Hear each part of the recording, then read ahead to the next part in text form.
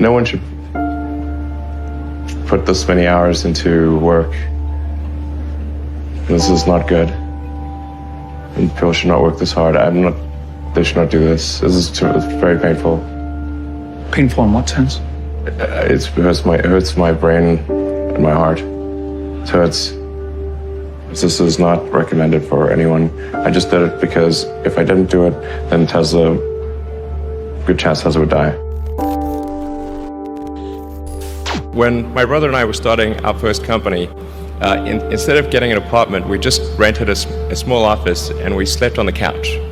And we showered at the YMCA, and we're so hot up we had just one computer. So the website was up during the day, and I was coding at night, 7 days a week, all the time. And I sort of briefly had a girlfriend in that period, and in order to be with me, she had to sleep in the office. So work hard, like every waking hour. That's the thing I would say particularly if you're starting a company. And I mean, if you do simple math, say like, okay, if somebody else is working 50 hours and you're working 100, you'll get twice as much done in the course of a year as the other company. I mean, Tesla really faced a severe threat of death due to the Model 3 production ramp.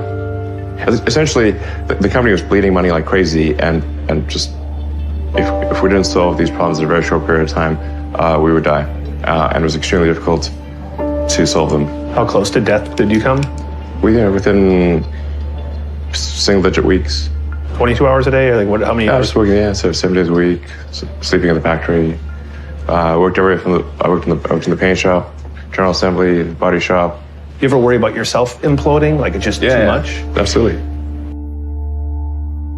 If you're creating a company or if you're joining a company, the most important thing is to attract great people. So either join a group that's amazing that you really respect, or if you're building a company, you've got to gather great people. I mean, all a company is a group of people that have gathered together to create a product or service. And so depending upon how talented and hardworking that group is, and the degree to which they are focused cohesively in a good direction, that will determine the success of the company.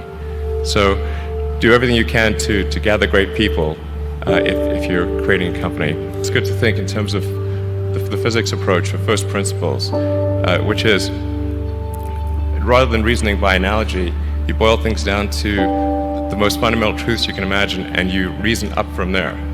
And this is a good way to figure out if something really makes sense, or if it's just what everybody else is doing. It's hard to think that way. You can't think that way about everything. It takes a lot of effort. But if you're trying to do something new, it's the best way to think. And that framework was developed by physicists to figure out counterintuitive things like quantum mechanics. So it's really a powerful method.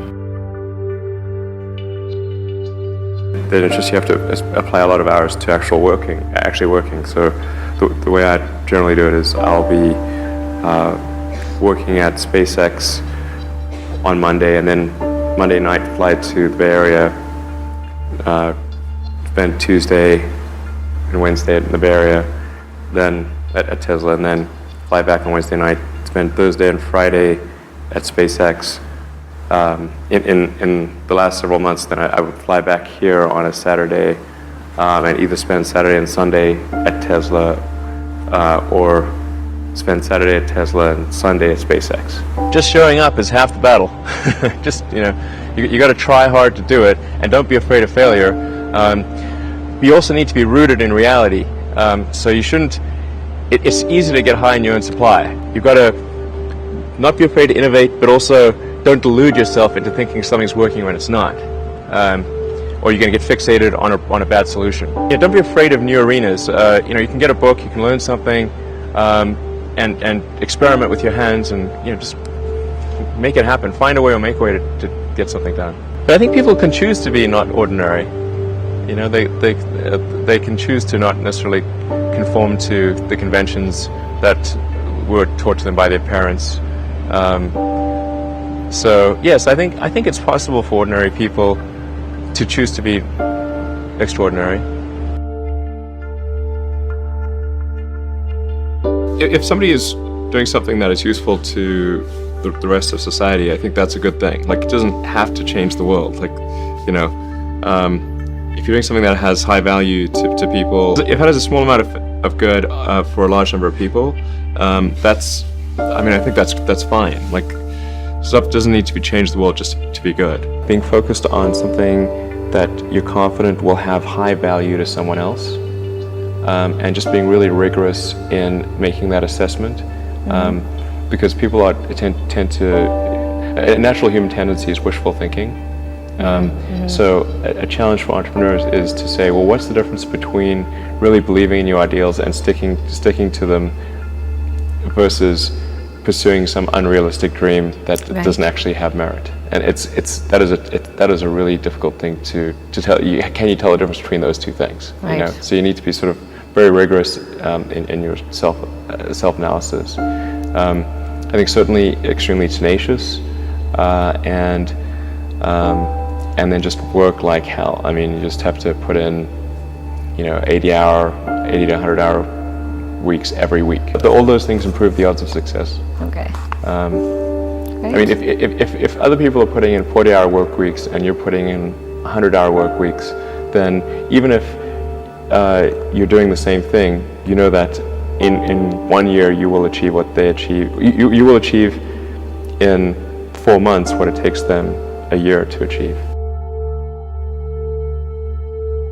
You construct this like there's this great holy grail potential in the future. You have to stay grounded in the short term. So because if you don't do things that pay the bills, you're not going to achieve the ultimate long-term objective.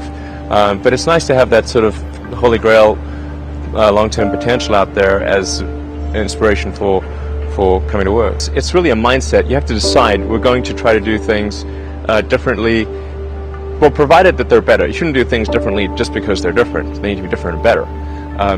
But I think you just have to sort of decide, let's think beyond the normal stuff and have an environment where that sort of thinking is encouraged and rewarded, and where it's okay to fail as well. Because when you try new things, you try this idea, that idea, well, a large number of them are not going to work, and that has to be okay. If every time somebody comes up with an idea that has to be successful, you're not going to get people coming up with ideas. You had that third failure in a row. Did you think, I need to pack this in? Never. Why not? I don't ever give up. I mean, I'd have to be dead or completely incapacitated.